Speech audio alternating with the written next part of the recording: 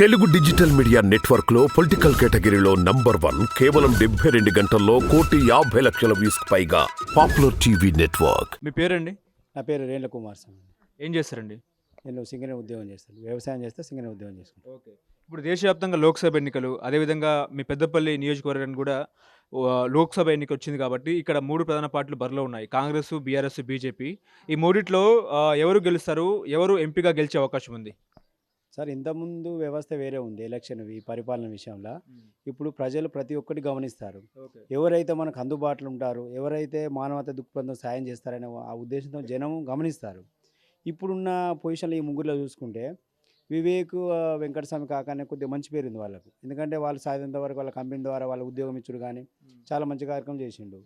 ఇప్పుడు వివేక్ కూడా ఇంకా తన వంతు కూడా మేము ఇంటర్వ్యూ చూస్తున్నాం. కొన్ని మంచి కార్యక్రమాలు మెయిన్గా ఏదంటే ఉపాధి యువతకు ఉపాధి కల్పన కోసం ముందుకు వస్తాను. దానివల్ల కాంగ్రెస్కు గడ్డ వంశీకి చాలా అవకాశాలు ఎక్కువ ఉన్నాయి సార్. ఓకే.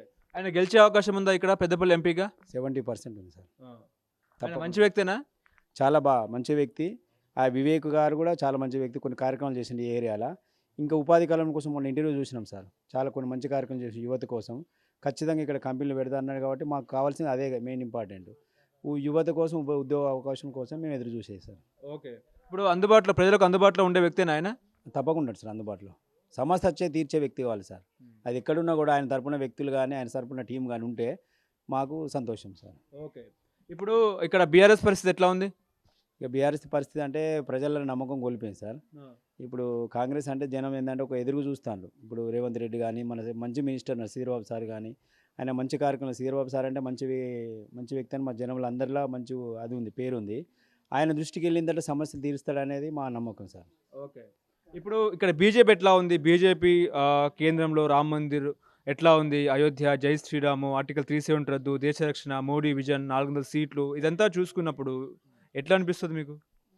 సార్ చెప్పేది బాగానే ఉంటాయి కానీ మనకు ఏదైనా కూడా సార్ ఇక్కడ అందుబాటులో ఉన్నదే ఇంపార్టెంట్ సార్. మామూలు వ్యక్తులకు సార్ ఇప్పుడు నరేంద్ర మోడీ రామ మందిరం చేసిన అనేది ఎవరు చూడరు ఇక్కడ.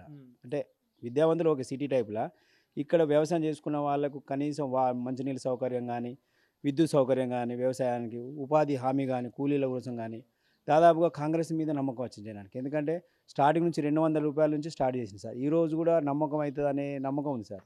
వీళ్ళు ఏంటంటే టీఆర్ఎస్ బీజేపీ అనేది ఎట్లున్నదంటే ఇంతకుముందు ఒక్కరికే కూడబెడతారు. మీరు చూస్తారు మన టీవీలల్లో ఒక్కరికే లక్షల కోట్ల రూపాయలు వాళ్ళకి మాఫీ చేయడం, ఇట్లా చేయకపోవడం చాలా అది ఉంది. ఈ జనానికి ఏంటంటే 200 కనీసం 1,00,000 రూపాయలైనా 100 మంది వస్తారనే ఉద్దేశం కాంగ్రెస్ మీద వచ్చింది సార్. అందుకే ఇప్పుడు జనాలు ఏమనుకుంటారు? ఏ పార్టీకి ఓటేద్దాం అనుకుంటున్నారు ఇక్కడ? మెజార్టీ పీపుల్ మొత్తం కాంగ్రెస్కి వేద్దాం అనుకుంటారు సార్. అవును సార్. ఓకే. ఇప్పుడు కాంగ్రెస్ 6 గ్యారంటీ పథకాలు ఎట్లా ఉన్నాయి? గ్యారంటీ స్కీమ్లు ఎట్లా ఉన్నాయి? సరే, వాళ్ళు సాధ్యంత వరకు చేసింది సార్. ఇప్పుడు 3 అమలు చేసిండ్రు. నెక్స్ట్ ఇది ఏంటంటే ఇప్పుడు రేవంత్ రెడ్డి చెప్పినట్టు మన 2 లక్షల రుణమాఫీ అంటే అంత ఈజీగా కాదు. దాన్ని మాట్లాడాలి, కేంద్రం కూడా సపోర్ట్ చేయాలి. కొద్దిగా వీళ్ళు ఏంటంటే 2 లక్షల రూపాయలు అంటే చాలా అమౌంట్ అవుతుంది సార్.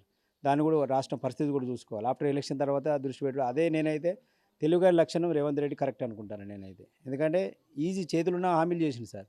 ఇవి కొద్దిగా హార్డ్ కష్టపడి బాగా విద్యావంతులతోనే ఆలోచన చేసి చేయాలి కాబట్టి 100% చేస్తారని నమ్మకం ఉంది సార్ నాకు.